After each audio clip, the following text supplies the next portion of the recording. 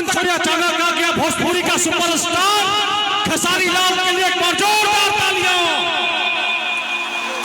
ये माहौल है प्यासी, ये मोहब्बत है कलाकारों की बिहार के नौजवानों से।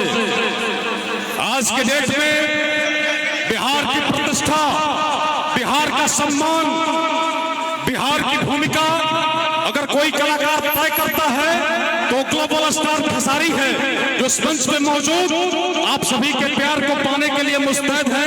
खेसारी लाल यादव जी, मैं चाहता हूं थोड़ा सा पीछे पीछे होइए आप लोग। तो बस कि जो मेरा हाथ मैया अरे बन के कोजलिया, कि जो मेरा हाथ मैया अरे बन के कोजलिया, तो उठाती मैया तोरे अंगन,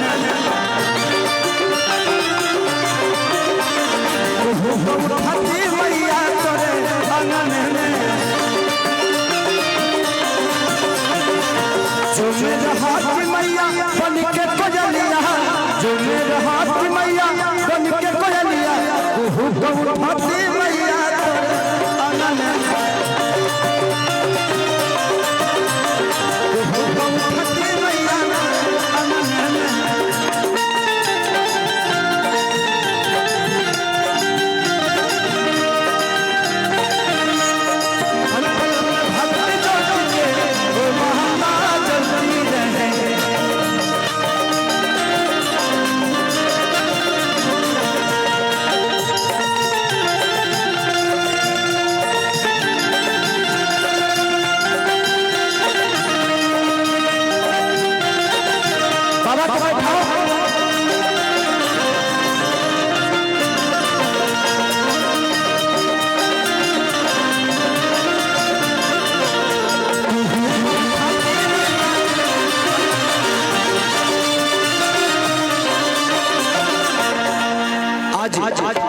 इस जनसहराब को देख के ऐसा लगता है कि जिंदगी में जो संजय भैया, बच्चू भैया, पागल भैया ने मुझे दे दिया वो शायद आजीवन पता नहीं कब मिलेगा, क्योंकि आप लोगों की मोहब्बत ने आज मुझे लगता है कि 5 लाख पब्लिक से मिलवा दिया।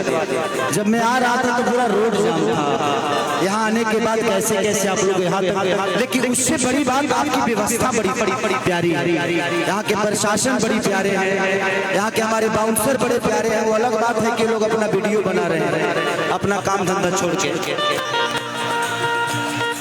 सिकिया के बिन आसन लगई थी, वही माई तो है बैठी थी।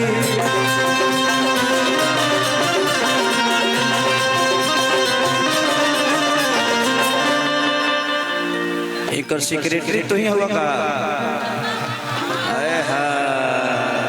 भौजी अब बुझा गई कि रात रात में कहाँ बात करे ले, तोहरे से बतियावे ले। सिकिया के बिन आसन लगई थी, वही पे माई तो है बैठी।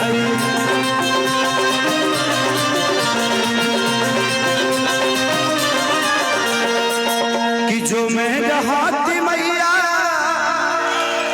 तो हरे पाँव के पजनिया, कि जो मेरा हाथ मैया अरे तो हरे पाँव के पजनिया, तो क्षमा का उठाती मैया तोरे अंगन में, क्षमा का उठाती मैया तोरे अंगन में।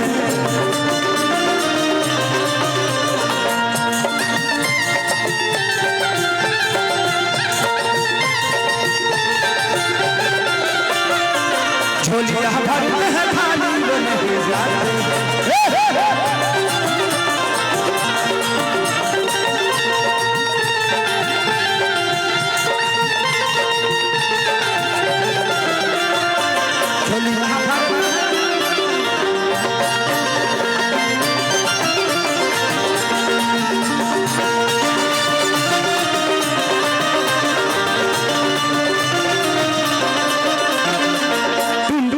सारी कहरे गुहारी हो, पूज ले मैया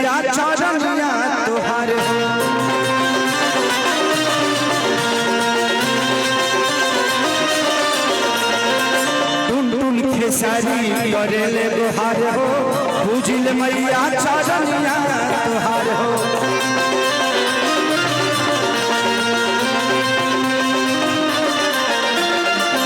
कि जो मेरा हाथ मैया तो हर माथे के बिंदिया, कि जो मेरा हाथ मैया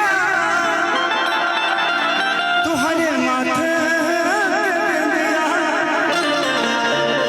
चले के तो चमक उठाती मैया तोरे